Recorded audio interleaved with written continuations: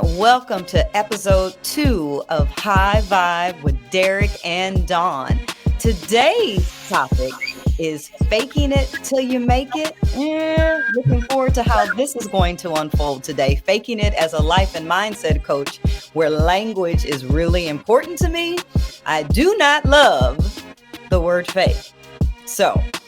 But Mr. Derick definitely has some concepts around how important it is to get through something, and sometimes you just gotta fake it until you're really feeling it. And I will be all about how do we feel it so it doesn't feel like we're faking it. So if that's helpful at all, I hope so. So stay tuned and get ready to be enlightened and inspired. And hopefully you can tune in and add some value to any of your experiences around faking it until you make it happen.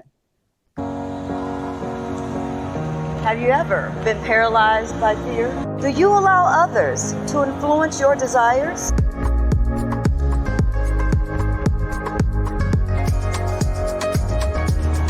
I'm here to be your guide.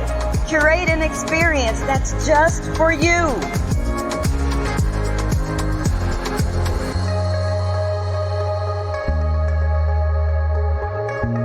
I am Dawn Johnson, and I am the dopest life coach that you didn't know you needed.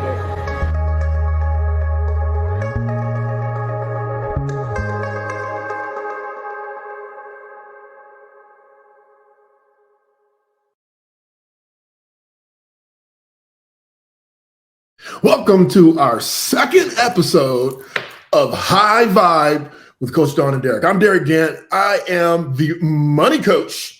If you want to get your money right, you need to hit me up. I'm just telling you, if you need to do something with your money, or you really want to elevate your performance, we have the 24K Life Code that we will help you figure that out. And Coach Dawn is here. Coach Dawn, introduce yourself. Hey, everyone. Now, I'm all about getting unstuck. Allow me to be your guide to help move whatever it is that is in your way of living and being your best human possible. Allow me in that space. I got you. This is what I love to do. I am flowing in my purpose and my passion to help everyone live a more vibrant and enlightened life. So come join us both. As he works with the money, because again, money makes everything better. It's a tool. Yes, it is. It's just a tool. And so he will help you get there to understand how we can use money.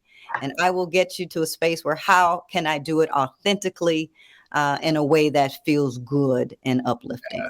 Got to feel good while you're making that money, no doubt. Gotta feel Let me tell you something. She's being modest. I'm just going to tell you she's being modest because she is the self-acclaimed, and I agree, and everybody that ever meets her agrees, essentially the dopest life coach you never knew you needed. What is your philosophy? Like, give us the layout of what's your philosophy on faking it till you make it. All right. So again, words are powerful. Yeah.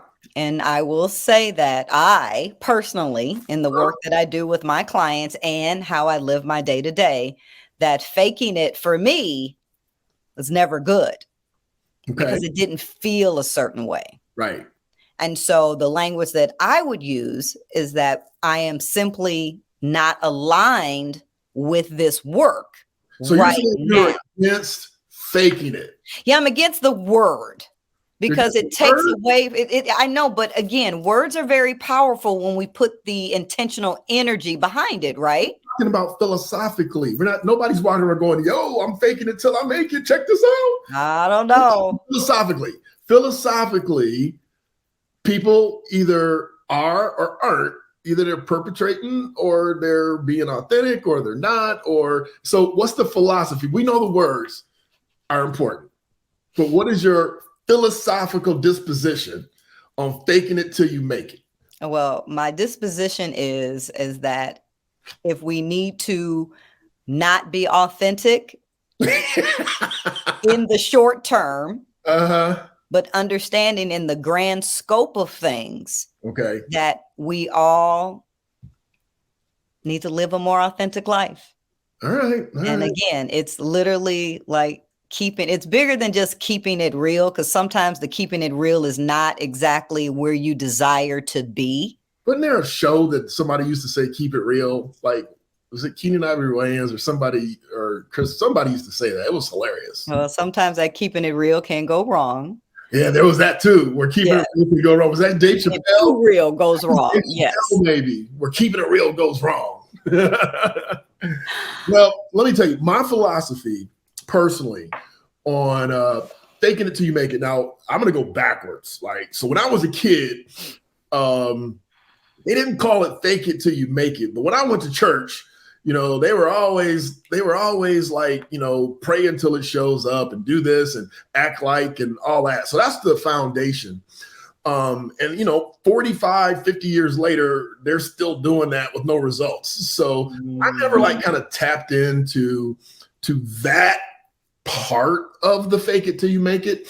But, you know, I even wrote about this in my book. I called it living as if.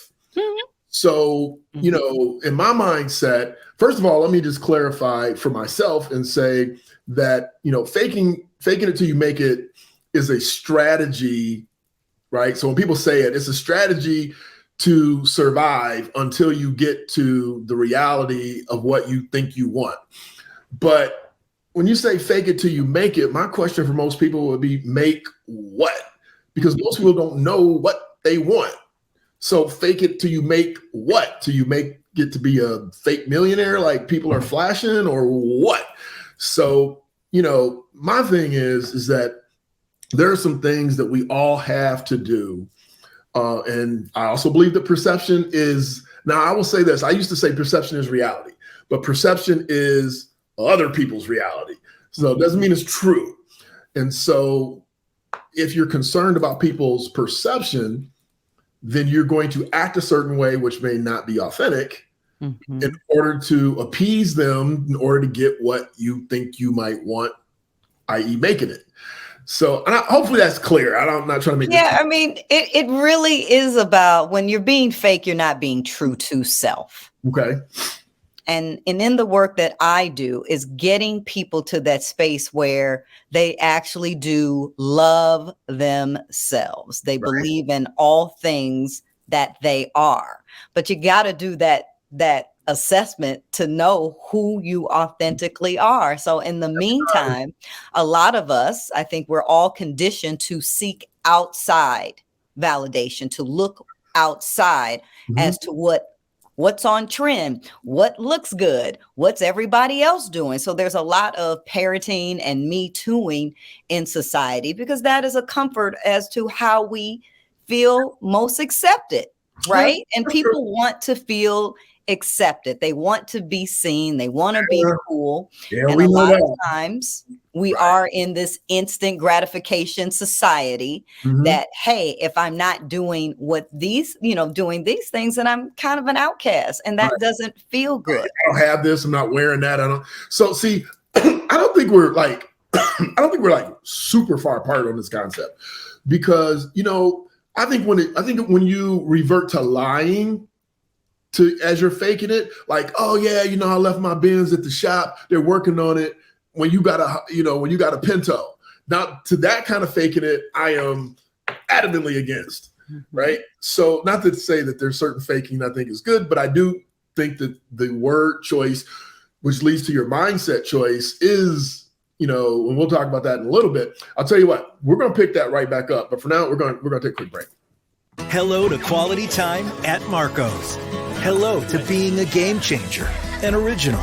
And to those who make it authentic, we say hello with the Founders Select Pizza, Old World pepperoni, sliced Italian sausage, mushrooms, on dough made fresh every day, and a sauce from the original Gianmarco recipe. Hello to an Old World original. Every store, every day, the Italian way. Hello, Primo. Okay, gorgeous. Listen, you were telling me about like kind of an associated concept of quiet quitting. So tell me about that. Well, it wasn't the associated concept. It was actual quiet quitting as opposed to the Oh, I'm an faking it piece, associated right? concept to faking it till you make it. Like you're not really doing your job. If you're doing this quiet quitting thing, you're kind of faking that you're doing your job. That's why I said associated. Yeah, and I think what many people have found since coming out of 2020, like all of these conversations are nuanced based on us coming out of this pandemic and the whole country being shut down. So right now we're in a different space of how we go about what work looks like. I mean, literally, there are industries that no longer exist, and there are new industries that people are actually making money at that we never thought would actually be in existence. Oh my God. I saw on social today, I swear to goodness, I saw on social today, this chick, now they didn't say what she was doing, but they said that she was making like $150 a month on OnlyFans.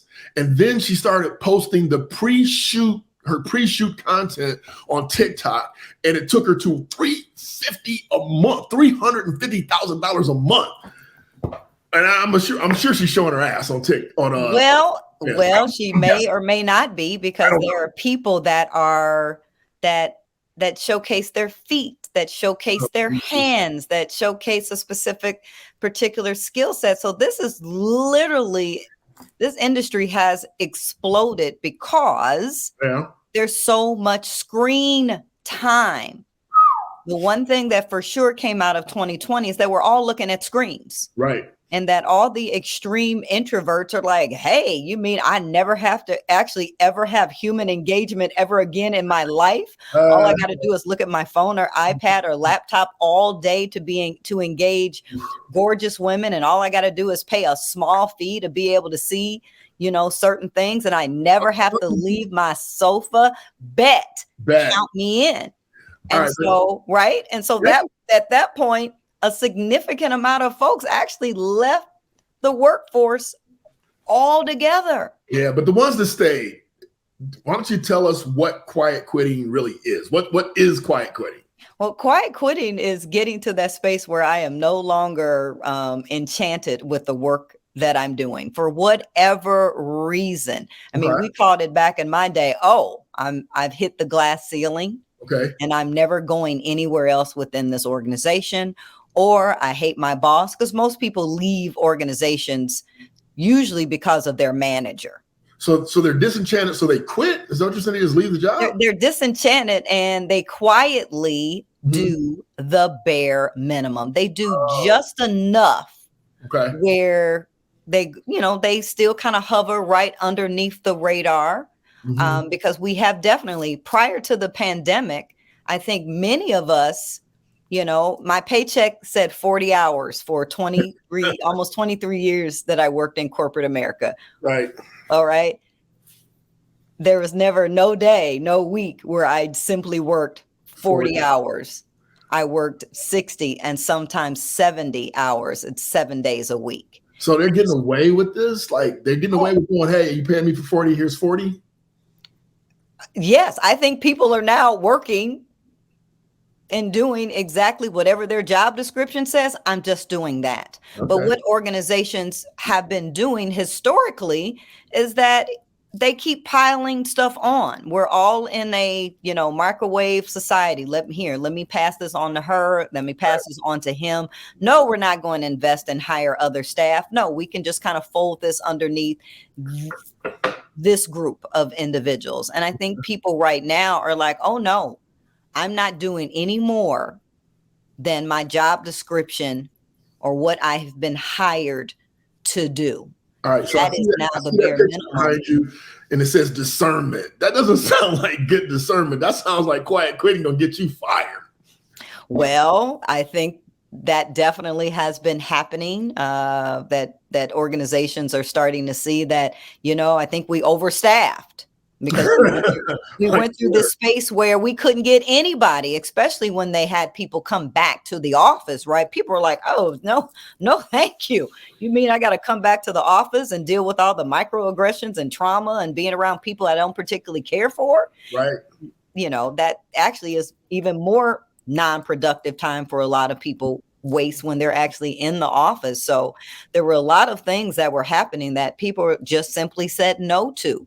Remember, one of the biggest things that was discovered or uncovered was mental unwellness, that most folks were mentally unwell. Yeah. And they didn't want to go back. The Pandora's box on it, and everybody can look in and go, ooh. Yeah. And so people are either trying to protect their peace, and people know that I can do less and still keep my job, then I'm going to do that. And this is across the board in all industries. Right. I remember my very first job. Before I was an entrepreneur, I worked for Elder Bearman, which is a department store. And I remember clearly, you know, I was gung-ho, and I was one of those dudes that if they said jump, I'm going to jump 3 times, and I'm going to jump 3 times as high, and we're going to get this done, and I'm going to get promoted, and blah, blah, blah. And I remember I was working for Elder Bearman as an associate manager. So there was 2 of us. So there's a head manager and then 2 like assistant managers, one upstairs, one downstairs. And I remember that the downstairs manager quit, and they said, hey, until we replace that manager, why don't you just run it and take care of it? You're doing a great job, right? I'm like, okay, great. I love this. This is perfect. So I did such a great job that they didn't replace the dude. So I was cool with it. I'm like, no problem. And I don't know if you've ever worked in retail, but you work you could work from 6 a.m. to 10 p.m. I mean, you could work 12 hours. They called them irons. And so I did such a great job that they didn't replace the dude. So I was like, bet. When it was time for your review, I'm like, I'm getting ready to get paid. They gave me $1,000. I was like, whoa, time out. Wait a minute. I appreciate the $1,000 raise, but I'm doing 2 people's work.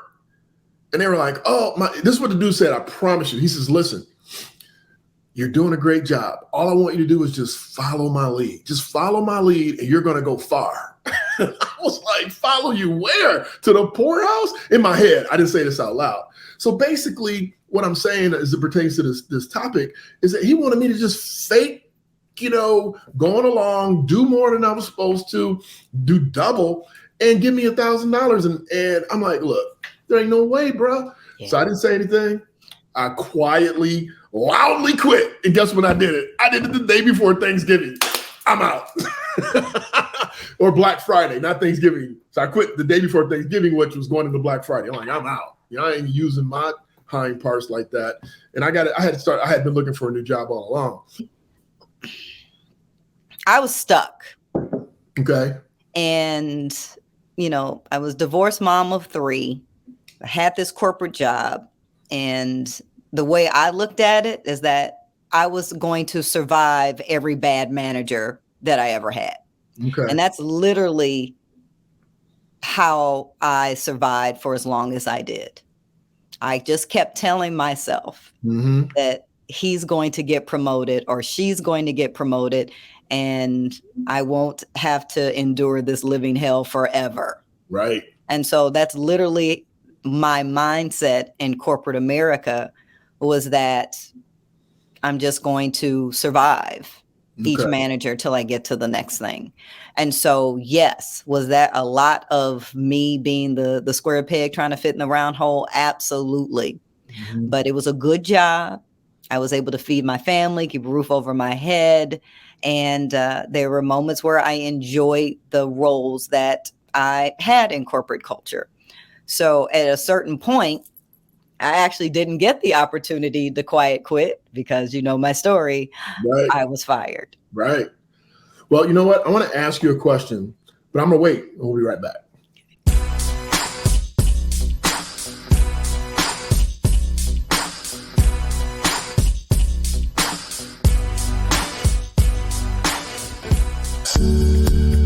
Previously done years and years and years of therapy, but needed some accountability. I was about 1.5 years into my business, and it was growing exponentially. A lot was happening at home with my family, with my parents, with my caregiver responsibilities, and it felt like, as Dawn and I call it, I was juggling glass balls. Dawn was able to teach me how to just be in the quiet. I'm not your typical meditation, sit cross-legged, candles around you, and that's not me, but a quiet moment in my car, being able to reset for myself. What are my intentions and what do I need? I would say Dawn is a vibe.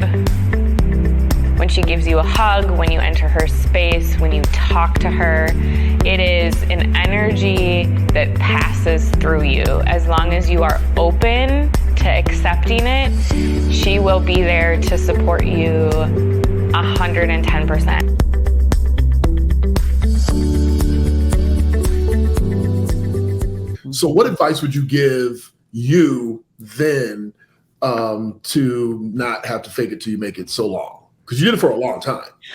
I would have left and done something else. Okay, but that's okay. How? So then my next question is how? I would have left and done something else. What's that process look like? You start interviewing somewhere else.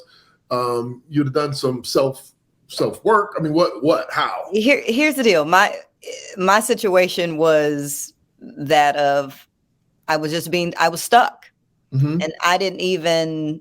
I looked a little bit outside of it, but sometimes I had moments where, let me navigate the enemy that I know. Okay. And that I'm comfortable with. So really, I was my own worst enemy in this process. Okay. That I didn't have the courage at the time or the confidence at the time to leave and do something else. I got real stuck in my own patterns, and I just learned how to navigate in this space. And so that became really comfortable for me to navigate, even in a space where I wasn't able to do my best work. So I would just find moments from day to day within that were palatable and that I was able to make some actual actionable change within the roles that I had. So like I said, I made the most of it. Do you think people are still in that same spot today, or do you think people feel more emboldened to be like, I'm not doing this? I think it's the latter. More folks are emboldened that they don't have to accept that. That's why there's all these other industries that have been created, because there are people that simply don't want to do many of the jobs that are out there. Right. It's like, this is easier. I mean, I can set up a ring light, sit in front of my computer and create content all day and get paid and pay my bills and it be fun and be my own boss. Absolutely. Yeah, but that's not easy. It's not that easy. Well, here's the deal. What is? Oh, no, yeah. So it's not about when you have like serious situations, or like back in the day, you had 3 kids. I mean, so being a planner, maybe you notice I start squirming in my seat, because being a planner, man, I'd just quit. Ugh, I don't know. But here's what I would say. I would say, listen, I would say if you are stuck, the first thing that you need to do is say, I'm stuck. It's like AA, like I got a problem and I'm not going to overlook this problem any longer. And I need to start figuring out how to fix it. And depending on the problem, I'm going to go talk to Coach Dawn, and she can talk to me about her transition. She can coach me on how to identify, my confidence level or these triggers or whatever it happens to be.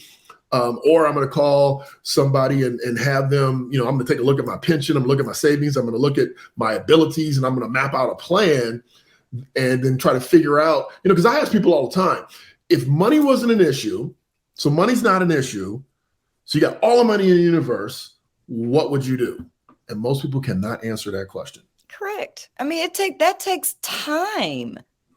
It takes time to go within and unpack years and years and years of oppression, trauma, stagnant. This is years. None of this was built up just the day before in 24 hours. We all are a product of decades upon decades of not living in our purpose. This is simply something that isn't really taught to us in a way. But that's why we're here teaching We it. we're all trained to follow a very traditional path. True. And now in 2023, the traditional path is no longer attractive. Right. I mean, it really is. I mean, only certain industries, because they pay really well, the engineering field, where it appears to be still very highly sought after work. Yeah. Right. Oh, there's a lot of industries that still, yeah, you're right. So if they're not paying, people are looking at the dollars. And so if they're going to spend X amount on getting a college education, right, to incur all of the debt and student loans, they're deciding to choose fields that can be lucrative right off the rip, and as well as be fulfilling. So I think people are even going into education, going into colleges, looking at things differently. And what I love is that entrepreneurship is now an actual real viable alternative. Yep. 31 million entrepreneurs in America. 31 million entrepreneurs in America. And there's 126 million people that go to a 9-to-5. So, I mean, it's growing aggressively. So you're 100% right. Yeah. Very aggressively. And people are deciding, to be their own boss. People are deciding, what, I can do this better. But yes, we all need support in that transition. Okay. Yeah. Yep. And so that's why you do what you do to support individuals, to make sure they have their finances in order to even consider taking that kind of leap. And so with our help, the leap can be more calculated. Exactly. Can be a more planned out, thought out decision. You can actually look at like, okay, I can stay here 6 more months, quiet quitting if I'm able to. Hey, I have recommended that. I didn't know it was called quiet quitting, but I recommended that. Quiet quitting, staying a little longer while you are planning your next big move. And so you have the stability of your benefits, the stability of that check coming every 2 weeks, but you are looking at that flow of money with more intentionality of what I am going to create myself. Yep. What am I going to do next? And so by hiring you, hiring me, hiring strategic coaches, hiring consultants that can help you create a business plan. Yeah, just do the work. I mean, you can, do it yourself. Speaking of which, you mentioned this week's book. Do you remember what it was? I think I wrote it down somewhere. Hold on, let me look. It was The Power of Intention by Dr. Wayne Dyer.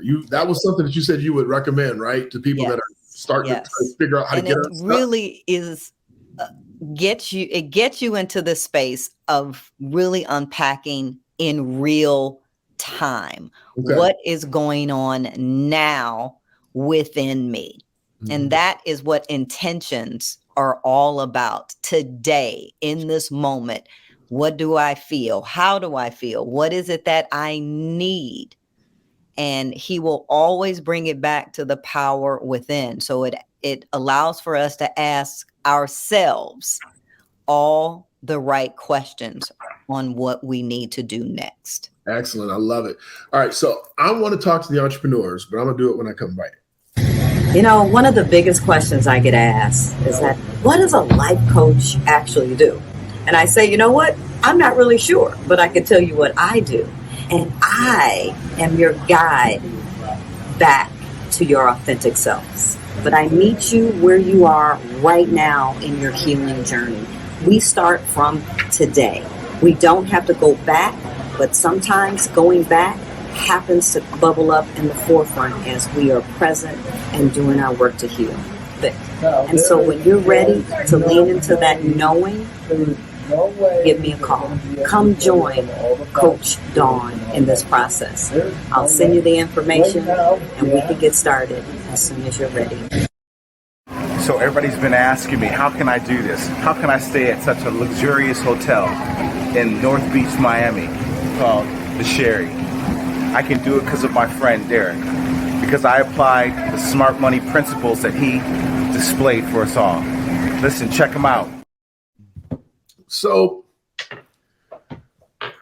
we're both entrepreneurs, and what you were saying, I mean, it was just like hitting a bell of mine, like with a baseball bat, because, I remember leaving that meeting I was telling you all about with that boss that was giving me $1,000, and this is, it wasn't a lot of money back then. It was probably a $40,000 job that I was expecting to get. Maybe I figured I might get 15 of the guys 40, maybe 20 if I was lucky. Yeah. But anyway, you were talking about that, and I remember that I wasn't allowed to like reduce the amount of work that I was doing, but my heart was gone, my mind was gone. Mm-hmm. I was just operating off of necessity and I started going on job interviews. I started, really digging into what I wanted.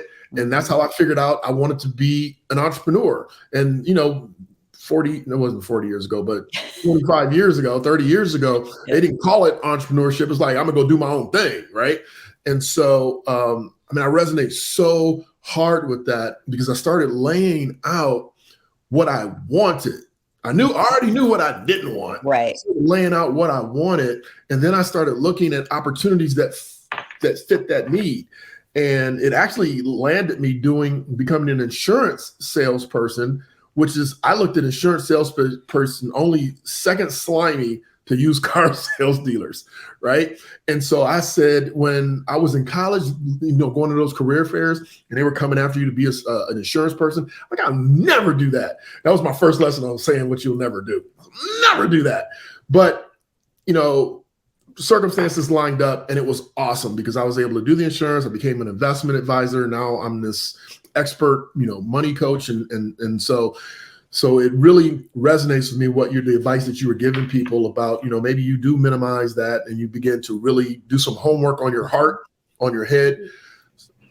And in visualization, it's great to have like an avatar, have a human that you see out there actually being the person or doing the work that you actually aspire to do one day. So you're cool with that? Oh yeah, absolutely. My avatar was a Janla Van Zant. I'm like, I love the way she was just so direct, in your face, didn't mince words. She came right at you, boom, on helping you solve your problems. Okay. She would get to the root where you couldn't go left or right. You had to look right there in the mirror. It's like, oh crap, she's talking to me. I gotta own it. Exactly. And what she was so stellar at, she made situations so crystal clear for like everyone, the audience, but more so for the individual that she was engaging and supporting in that moment, that made them feel like, wow, this is my answer. Right. It's like, and I need it. And a lot of people need that level of compassion, sometimes that heavy-handedness of like, look, you can do this. Right. Having people that really do pour into you and actually are able to see your greatness. Mm-hmm. That's a good human to be aligned with. Amen to that. Okay. And so it was really helpful for me to see this amazing Black woman transform individuals in real time by leading with love and compassion and pouring into them in a way where they hadn't even, because they're so stuck in their shit. They're so close to their shit that they can't see a way out. Right. She was able to offer light and clarity into their situation where they could actually make a decision in real time that changed their lives. Yeah, that's super dope. And that is so if you are able to sit in your stillness long enough and to really think about who's already doing what I desire to do. Mm-hmm. Are there other coaches? Are there other, if you want to be the best hairstylist ever, it's like, well, who's doing the work now that you absolutely love? Maybe be mentored, by that human. Maybe go pay for their services so you can kind of watch and see. And again, everything is an investment. It is. All right. And what we don't just organically think about, that we should invest back in ourselves. Amen to that. And I think we end up putting ourselves last. Not me. Okay. In that process, until you figure out that nothing happens unless you are completely 1,000% committed and in the thing. It requires your undivided attention. Yeah, I agree wholeheartedly. I mean, I really do. I think you said it spot on. There's no reason to even follow that up, because that's exactly where we need to be. There's no doubt that as we walk down our path, our chosen path, the place that we think we want to be, we feel like we're in a jungle. We feel like you're isolated. You feel like you're alone. So you just got to keep walking, keep moving, keep putting one foot in front of the other. And at some point, you're going to see the light. At some point, you're going to hear glory. At some point, you're going to see that there's greatness out here, that there's beauty, that there's joy, and that your path really is leading you to your destination.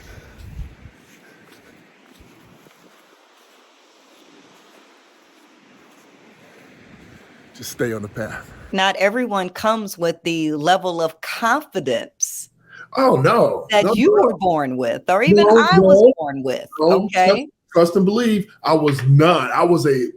So that's where the fake it piece may come in for a lot of people, because they don't feel as confident, because they're maybe a little insecure in their abilities, because you're doing something for the very, first time perhaps, or it's just not work that touches you in a way where you even want to engage it. So you're going to do just enough to get through it.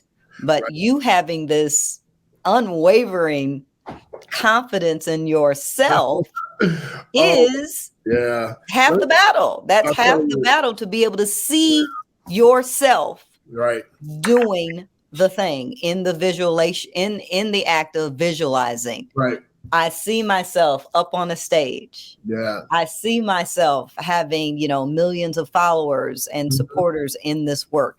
I see myself having a level of impact in the community, because again, when you're in this space, you see so much more room for others to come in and do this work. So that's where I'm at. I want everyone. Yeah, I agree. For those people that think, I don't know about you, because we never talked about it, but for me, I was overtly confident in sports. Right? I was born to be athletic. I wasn't super confident in the classroom, and I was in college. I was super confident presenting in front of people, because they would say, people's number one fear in life is public speaking, and I was nailing that. But there were so many other areas that I wasn't confident in. Yeah. And so I'm saying that just to say that I am now, but I wasn't always that way, and I had to work at it. It never just appeared. I had to work at it. It wasn't transferable from sports to this other area. I had to work on my weaknesses, and I had to level up across the board. So for those of you out there that think that it's not possible, or I don't have that, that's bull. You can get it if you want it. And I promise you, if you find something that you really, really like and love and are passionate about, it'll show up. It'll show up. Do the work. 10,000 hours to become an expert at whatever it is that you want to do. And I promise you the confidence will come with it. So got two quotes. The first one, they're both from Oprah. The first one was, and I don't think I said this last week. Maybe I did. If I did, you all have to forgive me. But it's such a profound quote or statement. So she was being interviewed, and this guy asked her, this interviewer asked her, it's like, well, you interview all these amazingly, incredibly successful people. What's the common denominator? And she said, every one of those people had a crystal clear picture. Visualization, a crystal clear visualization or picture of where they wanted to go or where they were going, and they refused to let anybody, anything interfere, disrupt. They didn't care if it was their mama saying, you can't do that, you shouldn't do that, you don't have that ability, you wasting your time. So they refuse to let anything interfere with them to move ahead. And so I think that is one thing that the fake it till you make it can adopt, so that they're no longer feeling like a fake, right? Because that leads to imposter syndrome, which we want to talk about today. Yes. But you know, so that's pretty much where I'm at.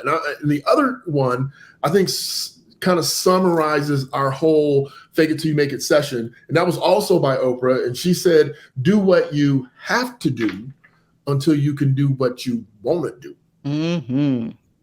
Amen. You like that? Yes. I mean, everybody can do a bop to that. Like, absolutely.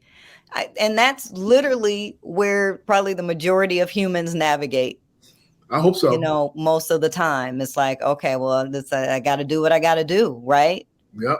Until the real thing, or the right thing, the right moment, until it comes. But the energy behind it is that you have to be moving and doing the work that you and doing the work, the inner work, the outer work, the lessons, the learning, to get through to where you desire to be. You can't just like, okay, I'm gonna just wish it and just sit here and, you know, and like snap here it comes. No. Yeah, it's not happening. Once you make the decision that I am going for the more on the other side, there is more for me in this world than to just continue to do what I have to do. Right. I need to get to this space to do what my heart's desire is.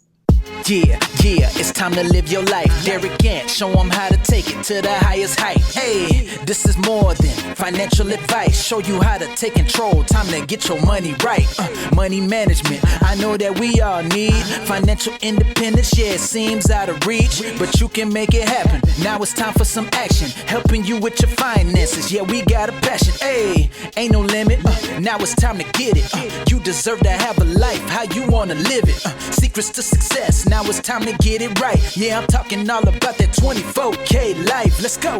This the vibe. For real, I'm trying to tell you. Tell me if you ready to take it to the next level. Derick L, talking fitness and investment. Change your mindset and show you how it's all connected. Ain't no need to hesitate or delay. Only way to live life is a 24K. Hey, Derick L, let them know. Let's go.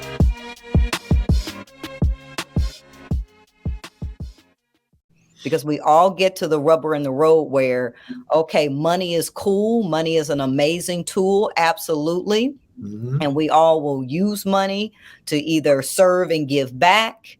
We will use money to, create family, income, for our families, on and on. But more importantly, it's like, well, how are you internally, showing up and feeling in regards to the work that you desire to do? That is where that passion and that heart space allows for you to get up and to want to like do it more and more and more and more. And there's a build to that, but you got to move some of the not so fun stuff, out of your way. Right. This is where a level of maturity comes into play from, dealing with your situation or just dealing with you. Mm-hmm. Does require a level of, okay, I'm tired of dealing with the old me or my own shit and my own bullshit. And it's time for me to level up and do what I desire to do. But with that, next week, we are going to talk about some personal stuff. We're going to talk about relationships, long distance relationships. Should you or shouldn't you try a long distance relationship? Join us next week. We are asking that you help us to grow this channel, to grow this show by liking and subscribing to our channel. If you do that, we will be forever grateful. And we hope that you will also share it with others that might find this content interesting. They might find it useful, helpful, and supportive. And by all means, if you have something that you would like us to talk about, mm-hmm. or if you want to be a mystery guest, we have room for you. We have room for a guest. So make sure that you reach out to us. Comment in the comment section if you like the show. If you don't like the show, we'll just delete your comment. But we hope that you have a great week and that you join us again next week. Thank you so much. All right. Be well.